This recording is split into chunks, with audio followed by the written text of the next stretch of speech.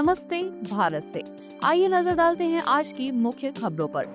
सोमवार को supreme court ने कॉमेडियंस और यूट्यूबर्स को सख्त निर्देश देते हुए दिव्यांगों और आपत्तिजनक कंटेंट न बनाने की हिदायत दी है। कोर्ट ने कहा है कि अगर ऐसा कोई कंटेंट बनाया गया तो तुरंत इसके लिए माफी मांगी जाए। स्टैंड अप कॉमेडियन समय रैना के मामले से जोड़ते हुए कोर्ट ने कहा है कि अगर ऐसा कभी भी हुआ तो यूट्यूबर्स और इन्फ्लुएंसर्स के खिलाफ कड़ी कार्रवाई की जाएगी। सुप्रीम कोर्ट ने साफ कहा है कि दिव्यांगों का अपमान करने वाले इन्फ्लुएंसर्स पर आर्थिक दंड भी लगाया जाएगा। कोर्ट ने टिप्पणी की कि आज के दौर में जब अभिव्यक्ति का माध्यम व्यावसायिक लाभ से जुड़ा है तो जिम्मेदारी भी उतनी ही अधिक बढ़ जाती है। सुप्रीम कोर्ट ने इन्फ्लुएंसर्स से कहा कि वो हल्फनामा दाखिल करे जिसमें ये बताया जाए कि वो अपने प्लेटफॉर्म का उपयोग दिव्यांग जनों के अधिकारों के बारे में जागरूकता फैलाने में कैसे करेंगे। साथ ही कोर्ट ने साफ किया कि फिलहाल इन्फ्लुएंसर्स को हर सुनवाई में व्यक्तिगत रूप से मौजूद होने की जरूरत नहीं है, बशर्ते वो दिए गए निर्देशों का पालन करे।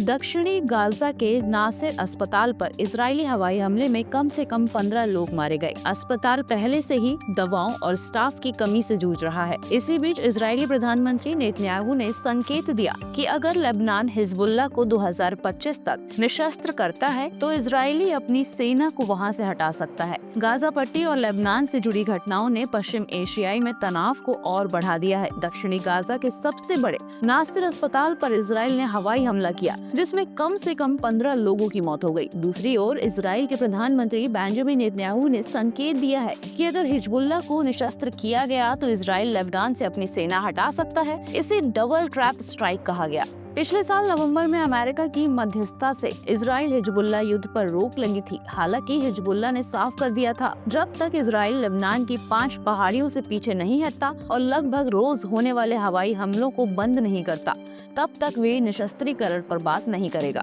इन हमलों में अब तक सैकड़ों लोग मारे या घायल हो चुके हैं जिनमें ज्यादातर हिजबुल्लाह के सदस्य शामिल हैं। बेरूत पर अमेरिका लगातार दबाव बना रहा है कि हिजबुल्लाह को कमजोर किया जाए। संगठन पहले ही 14 महीने लंबे युद्ध में काफी नुकसान झेल चुका है और इसके कई बड़े नेता मारे जा चुके हैं। अब देखना ये होगा कि लेबनान सरकार हिजबुल्लाह को निशस्त्र करने में कितनी सफल होती है और क्या इजरायली सचमुच अपनी सेना हटाता है। फिलहाल गाजा और लेबनान दोनों ही मोर्चों पर तनाव कायम है।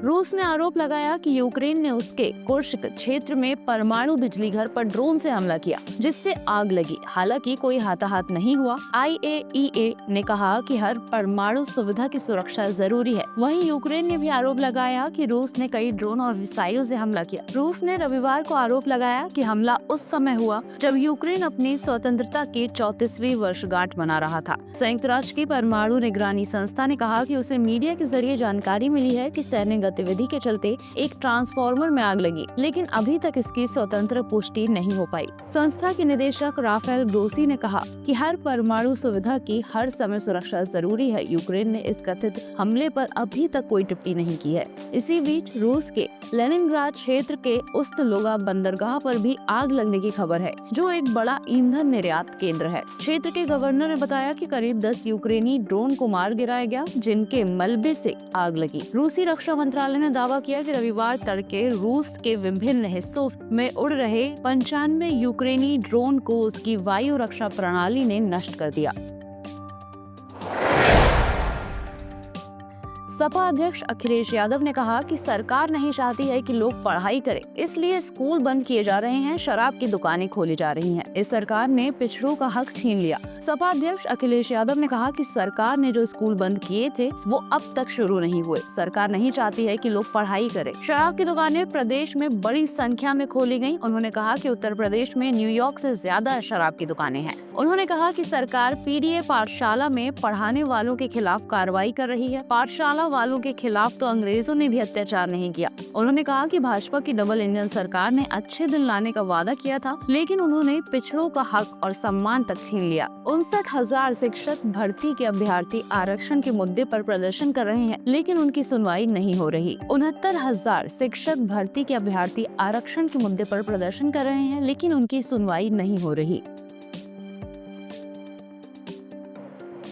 बिग बॉस 19 का आगाज हो चुका है। शो में एक के बाद एक कई कंटेस्टेंट्स घर के अंदर आए। 3 वाइल्ड कार्ड कंटेस्टेंट्स के बाद में एंट्री होगी। इस सीजन में कुल 19 सदस्य होंगे। शो के पहले एपिसोड पर एक्स पर यूजर्स ने क्या रिएक्शंस दिए, चलिए आपको बताते हैं। सोशल मीडिया प्लेटफॉर्म एक्स पर लोगों ने सबसे ज्यादा ट्वीट्स शहबाज बदेशा को लेकर किए। मृदुल तिवारी और शहबाज में वोटों के आधार पर तय होना था कि कौन घर में जाएगा, लेकिन एल्विश यादव और बड़े बड़े यूट्यूबर्स का सपोर्ट पाने वाले मृदुल को शो के लिए सिलेक्ट कर लिया गया। बस यही बात काफी लोगों को पसंद नहीं आई। उन्होंने बिग बॉस के इस फैसले के खिलाफ आवाज उठाते हुए कई पोस्ट किए। पहले एपिसोड को देखने के बाद कई लोगों ने अपने अपने पसंद के कंटेस्टेंट्स का नाम बताया। ज्यादातर लोगों ने अशनूर, बसीर और गौरव खन्ना को पसंद किया। अशनूर बहुत चुलबुली और बबली नेचर की लग रही हैं। एक यूजर ने तो शो के टॉप 2 कंटेस्टेंट्स भी बता दिए। यूजर के मुताबिक गौरव खन्ना और अमाल मलिक शो को टॉप करेंगे। इन दिनों सैमसन केरल क्रिकेट लीग में कोची ब्लू टाइगर्स के लिए खेलते नजर आ रहे हैं। रविवार को एरीज कोलम सेलर्स के खिलाफ मैच में स्टार बल्लेबाज ने 51 गेंदों में 121 रन बनाए और टीम को जीत दिलाने में अहम भूमिका निभाई। एशिया कप की शुरुआत में अब ज्यादा वक्त नहीं बचा है। 9 सितंबर से टूर्नामेंट का आगाज होगा, जबकि भारत अपने अभियान की शुरुआत 10 सितंबर से करेगी। इससे पहले भारतीय टीम के स्टार बल्लेबाज संजू सैमसन ने धमाकेदार प्रदर्शन के साथ सनसनी फैला दी है। उन्होंने 42 गेंदों में शतक लगाकर प्लेइंग 11 के लिए दावा मजबूत किया है। अपनी इस पारी के दौरान दाएं हाथ के बल्लेबाज ने 14 चौके और 6 छक्के लगाए और 237 रनों के लक्ष्य को पौना साबित कर दिया। इस शानदार प्रदर्शन के लिए उन्हें प्लेयर ऑफ द मैच भी चुना गया। भारत ने अगले महीने होने वाले एशियाई कप के लिए हाल ही में 15 सदस्यीय टीम घोषित की थी, जिसमें गिल को भी मौका दिया गया। गिल पिछले कुछ समय से T20 टीम से बाहर थे और उनकी अनुपस्थिति में सैमसन ओपनिंग के लिए उतर रहे थे। अब दोनों टीम में शामिल हैं, तो देखना दिलचस्प होगा कि टीम प्रबंधन किस तरह प्लेइंग 11 का संयोजन तैयार करता है। दरअसल शुभमन गिल की T20 टीम में वापसी से संजू सैमसन का प्लेइंग 11 में जगह बना पाना मुश्किल माना जा रहा है। सोमवार को राष्ट्रीय राजधानी में सोने की कीमत 200 रुपए की गिरावट के साथ 1,170 रुपए प्रति 10 ग्राम रह गई। वहीं चांदी की कीमतें 1,15,000 रुपए प्रति किलोग्राम पर स्थिर रहीं। अखिल भारतीय सराफा संघ ने इसकी पुष्टि की। शुक्रवार को 99.9% शुद्धता वाली ये बहुमूल्य धातु 1,370 रुपए प्रति 10 ग्राम पर बंद हुई थी। राष्ट्रीय राजधानी में सोमवार को 99.5% शुद्धता वाला सोना 150 रुपए से गिरकर 99,900 रुपए प्रति 10 ग्राम रह गया। पिछले कारोबार सत्र में सोना 1,50,000 रुपए प्रति 10 ग्राम पर बंद हुआ था। इसी बीच चांदी की कीमतें 1,15,000 रुपए प्रति किलोग्राम पर स्थिर रही। वैश्विक बाजारों में न्यूयॉर्क में सोना 0.26% गिर कर $3,363.45 प्रति ऑन्स पर आ गया। मिराय एसेट शेयर खान के कमोडिटीज एवं करेंसी प्रमुख प्रवीण सिंह ने कहा, सोने में सोमवार को गिरावट देखी जा रही है और यदि अमेरिकी रोजगार बाजार कमजोर होता है तो इसमें सकारात्मक रुझान रहने की उम्मीद है, क्योंकि ब्याज दरों में कटौती की संभावना बढ़ गई है। हाजिर चांदी भी 0.17% की गिरावट के साथ 48.78 डॉलर प्रति आउंस पर आ गई। हालांकि कलंतरी ने कहा कि मुद्रास्फीति की लगातार चिंता और सुस्त आर्थिक गतिविधि के कारण ब्याज दरों में आक्रामक कटौती नहीं हो सकती। ऐसा होने से कीमती धातुओं में आगे की तेजी पर रोक लग सकती है। अंतरिक्ष में चीन ने एक और बड़ी उपलब्धि हासिल की है। चीनी अंतरिक्ष यात्री अब अपने साथ एक नए साथी के साथ काम कर रहे हैं, जिसका नाम वुकोंग AI है। ये चैटबॉट अंतरिक्ष यात्रियों को उनके मिशन में मदद करने के लिए डिजाइन किया गया है। AI चैटबॉट अब धरती पर ही नहीं, अब स्पेस में भी अपने पैर जमाने लगा है। हाल ही में चीन ने अपने तियांगोंग अंतरिक्ष स्टेशन पर एक नया AI चैटबॉट तैनात किया। वुकोंग AI नाम का एक प्रसिद्ध चीनी पौराणिक कथा मंकी किंग से लिया गया है, जो चतुराई, अनुकूलन क्षमता और ज्ञान की खोज का प्रतीक है। ये चैटबॉट नेविगेशन, टैक्टिकल प्लानिंग और जटिल परिस्थितियों में तेजी से जानकारी उपलब्ध कराने में सक्षम है। ये पहली बार है जब चीन ने अपने स्पेस स्टेशन पर लार्ज लैंग्वेज मॉडल तैनात किया है। ये कदम ऐसे समय उठाया गया है जब भारत समेत एशियाई देशों के बीच अंतरिक्ष प्रतिस्पर्धा तेज हो गई है। हाल ही में अमेरिकी स्पेस एजेंसी नासा ने भी चंद्रमा पर न्यूक्लियर रिएक्टर लगाने की योजना को आगे बढ़ाया है।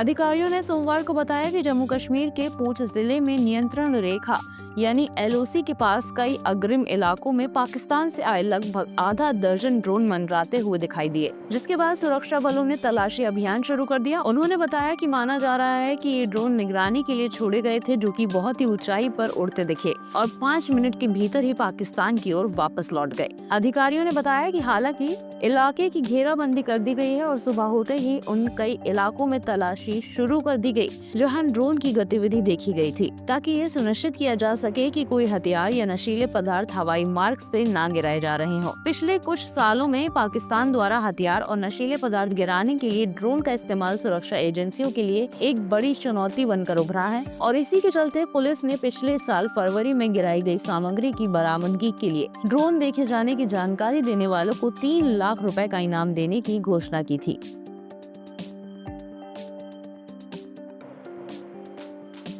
एक नए विश्लेषण से पता चलता है कि महामारी के बाद से यूनाइटेड किंगडम में 1 लाख से ज्यादा कर्मचारी हफ्ते में 4 दिन काम करने के पैटर्न को चला रहे हैं, जो कोविड के कारण विकसित हो रहे कार्य परिदृश्य में एक बड़े बदलाव को दर्शाता है। राष्ट्रीय सांख्यिकी कार्यालय के आंकड़ों के अनुसार लगभग 14 लाख लोगों ने अक्टूबर और दिसंबर 2024 के बीच सप्ताह में 4 दिन काम करने की सूचना दी, जो 2019 की इसी अवधि की तुलना में 1 लाख से ज्यादा की वृद्धि है, जब 12.9 लाख लोगों ने इस कार्य अनुसूची का पालन किया था।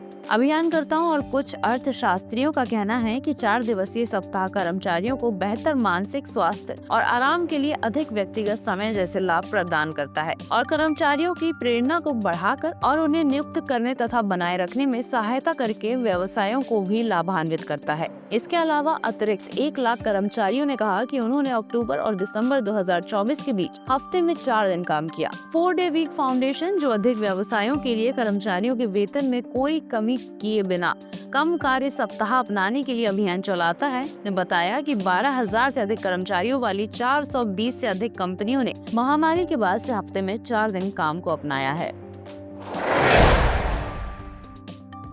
सोमवार सुबह दिल्ली NCR में बादल छाए रहने के साथ ही बारिश का एक नया दौर शुरू हो गया। इसके जवाब में भारत मौसम विज्ञान विभाग ने दिन के लिए येलो अलर्ट जारी किया है, जिसमें दिल्ली भर में हल्की बारिश और गरज के साथ छींटे पड़ने की चेतावनी है। IMD ने राष्ट्रीय राजधानी में यातायात बाधित होने की भी चेतावनी दी है, क्योंकि दिन भर रुक रुक कर बारिश जारी रहने की संभावना है। नई दिल्ली स्थित क्षेत्रीय मौसम विज्ञान केंद्र के अनुसार दिल्ली और आसपास के कई इलाकों में गरज और बिजली के साथ हल्की सी मध्यम बारिश होने की संभावना है। इस क्षेत्र में गुरुग्राम, ग्रेटर नोएडा, फरीदाबाद, मानेसर, बल्लभगढ़ और बहादुरगढ़ के साथ साथ हरियाणा और पश्चिमी उत्तर प्रदेश के कई शहर शामिल हैं।